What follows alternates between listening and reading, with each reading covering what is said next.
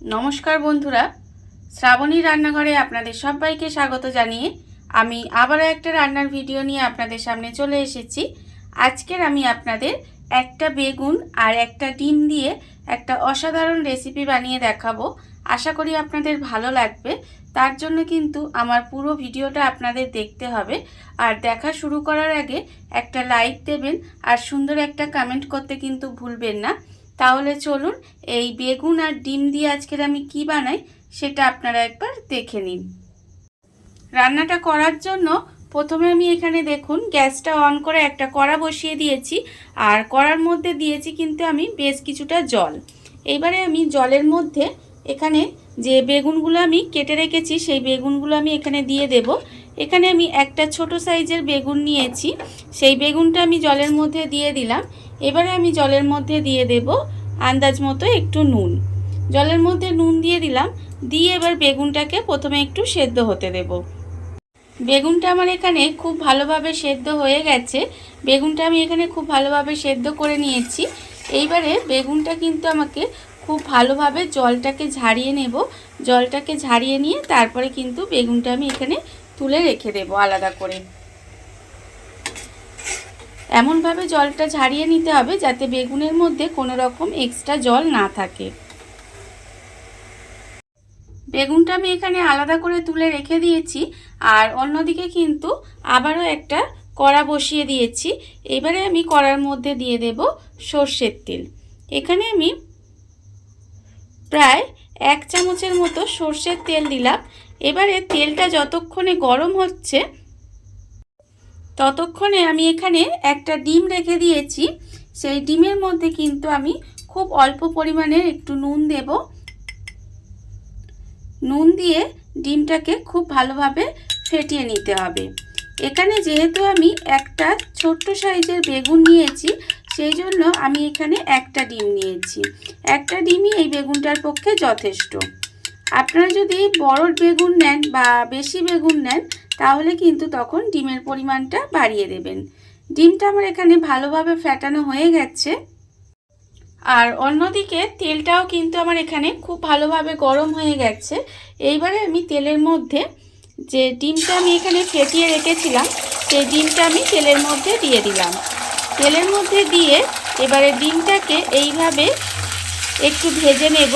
ঠিক যেভাবে ডিমের ভুজিয়া বানায় সেইভাবে কিন্তু ডিমটাকে একটু ভেজে নিতে হবে। একেবারে ঝুড়ো ঝুড়ো করে ডিমটা ভালোভাবে ভেজে নেব। ডিমটা আমার এখানে খুব ভালোভাবে ভাজা হয়ে গেছে। ডিমটা আমি ঠিক যেভাবে ভুজিয়া বানাই সেইভাবে ভুজিয়া বানিয়ে নিয়েছি। এইবারে আমি ডিমটাকে আলাদা করে তুলে রেখে দেব। ডিমের ভুজিয়াটা আমি এখানে আলাদা করে তুলে রেখে দিয়েছি আর অন্যদিকে কিন্তু আবারও কড়ার মধ্যে দিয়ে দেব সরষের তেল। রান্নাটা আমি এখানে পুরোটাই কিন্তু সরষের তেলে করছি। আপনারাও চেষ্টা করবেন সরষের তেলে করার, তাহলে কি হবে খেতে কিন্তু বেশি ভালো হবে। এবারে আমি কিন্তু এখানে আবারও 3 চামচ মতো সরষের তেল দিয়ে দিলাম। দিয়ে তেলটাকে একটু গরম হতে দেব। তেলটা আমার এখানে খুব ভালোভাবে গরম হয়ে গেছে। এইবারে আমি তেলের মধ্যে দিয়ে দেব পেঁয়াজ কুচি। এখানে আমি একটা মাঝারি সাইজের পেঁয়াজ কুচি করে রেখেছি, সেই পেঁয়াজটা আমি তেলের মধ্যে দিয়ে দিলাম। দিয়ে পেঁয়াজটাকে আমি একটু ভেজে নেব। খুব বেশি লাল করে ভাজার দরকার নেই, একটু হালকা করে পেঁয়াজটাকে আমি প্রথমে ভেজে নেব। পেঁয়াজটা আমার এখানে হালকা করে ভাজা হয়ে গেছে। এইবারে আমি এর মধ্যে দিয়ে দেব রসুন কুচি। এখানে আমি প্রায় 5-6 কোয়া রসুন একটু কুচি করে রেখেছি, সেই রসুনটা কিন্তু আমি এর মধ্যে দিয়ে দিলাম। দিয়ে এবার পেঁয়াজ আর রসুনটা খুব ভালোভাবে একটু ভেজে নেব। পেঁয়াজ আর রসুনটা আমি একটু ভালোভাবে ভেজে নিয়েছি। দেখুন পেঁয়াজ আর রসুনটা কিন্তু খুব ভালোভাবে ভাজা হয়ে গেছে। যখন দেখবেন যে পেঁয়াজ রসুনটা একটু লাল করে ভাজা হয়ে গেছে তখন এর মধ্যে দিয়ে দিতে হবে কাঁচা লঙ্কা। এখানে আমি 4টে কাঁচা লঙ্কা কুচি করে রেখেছি, সেই কাঁচা লঙ্কাটাও কিন্তু আমি এর মধ্যে দিয়ে দিলাম। ঝাল কতটা খাবেন সেটা বুঝে কিন্তু কাঁচা লঙ্কাটা ব্যবহার করবেন। এবারে কাঁচা লঙ্কাটা দিয়ে আমি আবারও কিন্তু একটু নেড়েচেড়ে নেব। নেড়েচেড়ে নেওয়ার পর তারপরে আমি এর মধ্যে দিয়ে দেব টমেটো কুচি।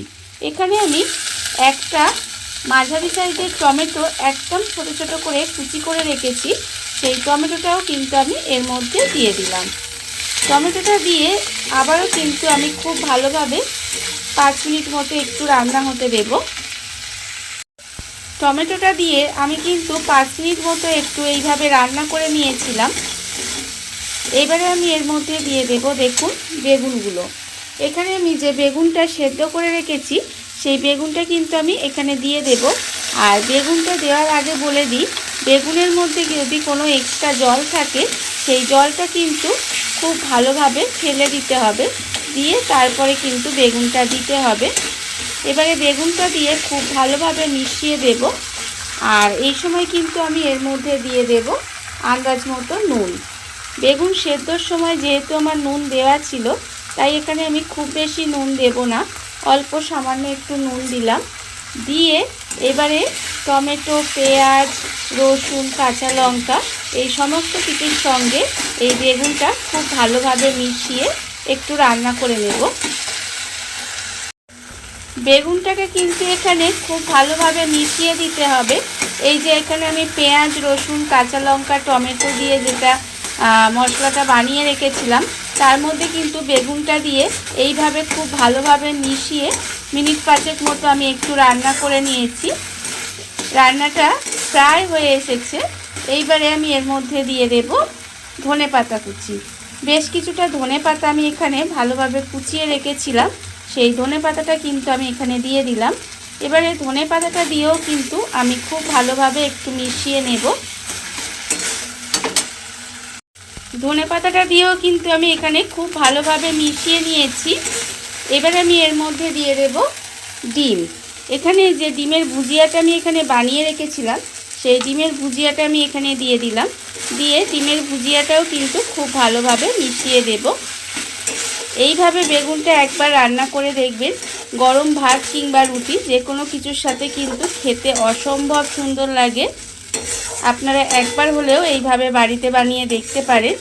এবারে ডিমটাকে খুব ভালোভাবে এর সঙ্গে মিশিয়ে দেব। ডিমটা আমি এখানে দিয়ে ভালো করে মিশিয়ে নিয়েছি। মিশিয়ে কিন্তু প্রায় 1 মিনিট মতো এইভাবে একটু রান্না হতে দিয়েছিলাম। দেখুন রান্নাটা কিন্তু আমার প্রায় হয়ে গেছে। এবার আমি এর মধ্যে দিয়ে দেব আর কিছুই না, 1 চামচ মতো কাঁচা সর্ষের তেল। কাঁচা সর্ষের তেলটা আমি এর মধ্যে দিয়ে দিলাম। দিয়ে খুব ভালোভাবে মিশিয়ে নেব। মিশিয়ে গ্যাসটা অফ করে কিছুক্ষণ এইভাবে ঢাকা দিয়ে রেখে দেব।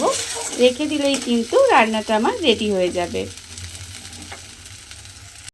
দেখুন বন্ধুরা, বাড়িতে থাকা কত অল্প উপকরণ দিয়ে কত অল্প সময় কত সুন্দর একটা বেগুন আর ডিমের রেসিপি বা ডিম বেগুনের ভর্তা যাই বলেন না কেন তৈরি হয়ে গেছে, আপনারা দেখতেই পেলেন।